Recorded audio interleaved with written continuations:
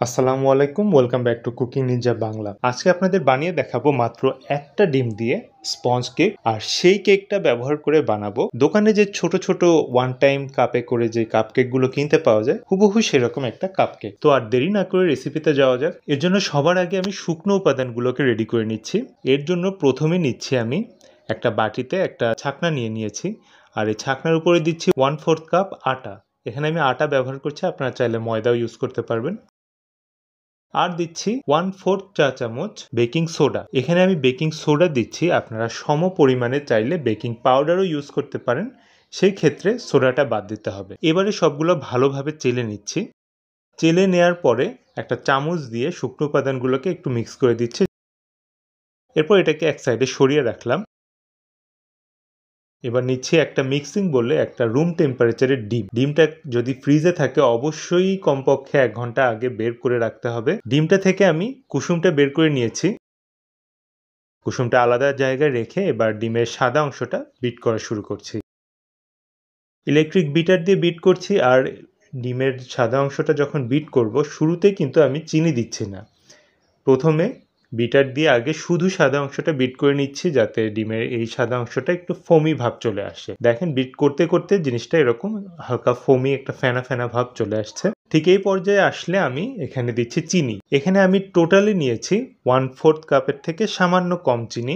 এই চিনিটা আমি কিন্তু একবারে দিচ্ছি না, চিনিটা আমি 3 বারে দিব টোটাল। কারণ হয় কি, অনেক সময় পুরো চিনিটা একবারে দিয়ে দিলে চিনিটা বিট করতে করতে চিনির পানিটা ছেড়ে দেয়, আর তখন ডিমের যে ফোমটা ওটা একদম লিকুইড হয়ে যায়, নষ্ট হয়ে যায়। এভাবে আমি একটু একটু করে চিনি দিব আর বিট করব। এভাবে বিট করতে করতে দেখবেন যে মেরাংটা সুন্দর একটা ক্রিমি একটা টেক্সচারে চলে আসছে।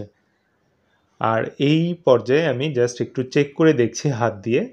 দেখুন, যদি এর ভিতরে যদি আপনার চিনির দানা বুঝতে পারেন মেরাংটার ভিতরে, তাহলে আরও কিছুক্ষণ বিট করতে হবে। যখন চিনিটা সম্পূর্ণভাবে গলে যাবে তারপরেই বিটিংটা থামাতে হবে। চিনিটা ঠিকমতো গলে গেছে। এইবার এর ভেতরে আমি দিচ্ছি ডিমের কুসুমটা। ডিমের কুসুমটা দেওয়ার পরে এর ভিতরে দিলাম আমি ভ্যানিলা এসেন্স।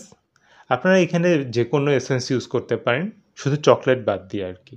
চকলেটের যে শুকনো উপকরণটা সেটার প্রসেসিংটা একটু আলাদা, কোকো পাউডার যায়, কিছুটা ময়দা বা আটা কমাতে হয়। এজন্য চকলেট বাদে অন্য যে কোনো ফ্লেভার বা এসেন্স আপনারা এখানে ইউজ করতে পারবেন। এবার একদম বিটারটা লো স্পিডে আমি জাস্ট এটা মিক্স করে নিচ্ছি। মিক্স করে নেওয়ার পরে এর ভেতরে আমি এবার দিচ্ছি আগে থেকে রেডি করে রাখা শুকনো উপাদানগুলো। একটা চামচ দিয়ে অল্প অল্প করে দিচ্ছি। আর আমার যে বিটারের একটা হুইক্স, সেই হুইক্সটা দিয়ে আমি মিক্স করছি। আপনারা চাইলে হ্যান্ড হুইক্সও ইউজ করতে পারেন। আর ময়দাটাও অবশ্যই এখানে একবারে দেওয়া যাবে না, আমি এখানে ময়দাটা 3 বারে দিয়েছি। 3 বারে অল্প অল্প করে দিয়েছি আর মিক্স করে নিয়েছি। আর এই মিক্সিংটা খুবই আলতো হাতে করতে হবে, খুবই জেন্টলি করতে হবে। কারণ যদি খুব বেশি তাড়াহুড়া করতে যাই বা খুব তাড়াতাড়ি করে ফেলি, তখন ডিমের ফোমটা নষ্ট হয়ে যাবে, জিনিসটা একদম দলার মতো পাকিয়ে যাবে, কেকটাও ফুলবে না। তাই দেখুন, আমি ভিডিওতে যেভাবে দেখাচ্ছি ঠিক সেভাবেই করে নিচ্ছি। আর লাস্টের দিকে আমি কিছুটা ভিডিও ফাস্ট ফরওয়ার্ড করে দিয়েছি, যাতে টোটাল ভিডিওটা খুব বেশি বড় না হয়ে যায়। সবগুলো ভালো মতো মিক্স করা হয়ে গেছে। এইবার আমি এখানে একটা 6 ইঞ্চি মোল্ড নিয়েছি। রাউন্ড মোল্ড নিয়েছি। আপনারা যে কোনো সাইজের মোল্ডেই করতে পারেন, কারণ এটা পরে কাপকেক হয়ে যাবে। এটা নির্দিষ্ট কোনো সাইজের প্রয়োজন নেই। মোল্ডের ভিতরে আমি বেকিং পেপার বিছিয়ে নিয়েছি আর তার ভিতরে আমি কেকের ব্যাটারটা ঢেলে দিচ্ছি। আর একটা কাঠি দিয়ে বা কেক টেস্টার দিয়ে এরকম একটু সমান করে দিচ্ছি, যাতে কেকটা চারদিকে ভালো মতো ছড়িয়ে যায় ব্যাটার। এবার এখানে আমি 10 মিনিট আগে একটা হাঁড়ি প্রিহিট করতে দিয়েছিলাম। এরপরে আমি মোল্ডটা হাঁড়িতে বসিয়ে দিলাম। আর 15 থেকে 20 মিনিটের জন্য এটাকে বেক করে নিতে হবে। হিটটা এমন হবে যাতে হাঁড়ির তলায় আগুনটা না ছয়। 20 মিনিট পরে কেকটা যখন বেক হয়ে গেছে, সেটা আমি বের করে নিয়ে ঠান্ডা করে তারপরে মোল্ড আউট করে নিয়েছি। দেখুন কেকটা এরকম হয়েছে। এবার এই কেকটাকে আমি হাতের সাহায্যে ছোট ছোট টুকরো করে ভেঙে নিচ্ছি, কারণ এটাকে আমি গুঁড়ো করে ইউজ করব। আর গুঁড়ো আমি করব ব্লেন্ডারে, তাই আমি এটাকে ছোট ছোট করে আগে হাত দিয়ে টুকরো করে নিচ্ছি। এবার এই টুকরোগুলোকে সব আমি ব্লেন্ডারের ভেতরে দিয়ে দিচ্ছি। ব্লেন্ডারে দিয়ে ঠিক এরকম গুঁড়ো করে নিয়েছি, আপনারা দেখতে পাচ্ছেন। এবার এখানে দেখুন আমি এই ওয়ান টাইম প্লাস্টিক কাপটা নিয়েছি। আপনারা যে কোনো ওয়ান টাইম প্রোডাক্ট পাওয়া যায় যে শপে, সেখানে যে খোঁজ করলেই পেয়ে যাবেন। এটা 80 ml এর একটা কাপ। এবার এই কাপের ভেতরে প্রথমে আমি কেকের একটা লেয়ার দিলাম।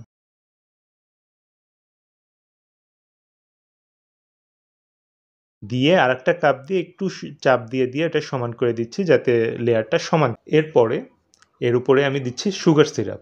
আর যেহেতু ছোট স্পেস, এই সুগার সিরাপটা দেওয়ার সুবিধার্থে আমি এরকম একটা স্প্রে বোতলে নিয়েছি। আপনারা চাইলে চামচ দিয়েও দিতে পারেন।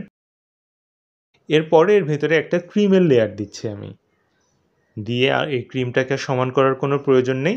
এর উপরে আবার বেশ কিছুটা কেকের গুঁড়াটা সেটা দিই।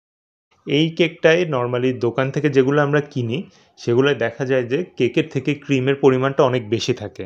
তখন খেতে খুব একটা ভালো লাগে না, মানে কেকের থেকে ওটা ক্রিমই বেশি মনে হয়। কিন্তু আমি এখানে কেকের পরিমাণটা বেশি দিচ্ছি। আপনারা আপনাদের পছন্দ মতো বানিয়ে নিতে পারেন। এবার দিয়ে আবারও কিছুটা সমান করে নিলাম। আবার যথারীতি এটাতেও সুগার সিরাপ স্প্রে করে দিলাম। আর সব শেষে উপরে 1M নজল দিয়ে একটা গ্রিন কালারের ক্রিম দিয়ে আমি এরকম একটা রোজেট বানিয়ে নিচ্ছি, গোলাপ টাইপের বানিয়ে নিলাম। আর এই সেম প্রসেসে আমি বাকিগুলোও বানিয়ে নেব। নরমালি যেই পরিমাণটা হয়েছে আমার, সেটা দিয়ে 8টা কেক ইজিলি বানানো যাবে। কিন্তু আমি যেহেতু এখানে একটু কেকের পরিমাণ একটু বেশি রাখতে চাচ্ছি, এজন্য এখানে আমি 6টা করেছি কেক। আপনারা চাইলে 8টাও করতে পারবেন, কোনো সমস্যা নেই। এভাবে একে একে সব করা হয়ে গেছে।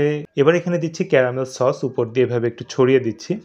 আপনারা এই ক্যারামেল সসের পরিবর্তে এখানে চকলেট গানাশ দিতে পারেন, white chocolate, dark chocolate ganache, বা চাইলে শুধু স্প্রিঙ্কেলও দিয়ে দিতে পারেন, এটা কোনো ব্যাপার না। আর এই ক্যারামেল সসটার রেসিপি কিন্তু আমার চ্যানেলে অলরেডি দেওয়া আছে, এটা ডেডিকেটেড একটা ভিডিও আছে শুধু এই ক্যারামেল সসটার। আমি এই ভিডিওটার লিঙ্কটা ডেসক্রিপশনে দিয়ে দেবো, আপনারা অবশ্যই চেক করে দেখবেন। এরপরের মাঝে আমি এক সাইডে একটু পুদিনা পাতা দিয়ে দিচ্ছি। পুদিনা পাতার উপরের যে অংশটা, এটা দেখতে একটু সুন্দর লাগবে। এভাবে সবগুলো হয়ে যাওয়ার পরে সবগুলোর উপরে আমি এডিবল গোল্ডেন লিফ দিয়ে দিচ্ছি। এটা দিয়ে জিনিসটা একটু শাইনি, একটু গ্লসি ভাব চলে আসে দেখতে। আর এভাবেই তৈরি হয়ে গেল এই কেক। কেকটা অবশ্যই বাসায় বানিয়ে দেখবেন। আর যে উপরে যে আপনার ক্যারামেল সসটা দিয়েছি, সেটার জন্য কিন্তু কেকের টেস্ট আরও বেশি এলিভেট হয়ে যাচ্ছে, অনেক মজা লাগে। আপনারা অবশ্যই এভাবে অন্তত একবার ট্রাই করে দেখবেন। তাহলে আজকের মতো এ পর্যন্তই। সবাই ভালো থাকবেন, সুস্থ থাকবেন। আল্লাহ হাফেজ।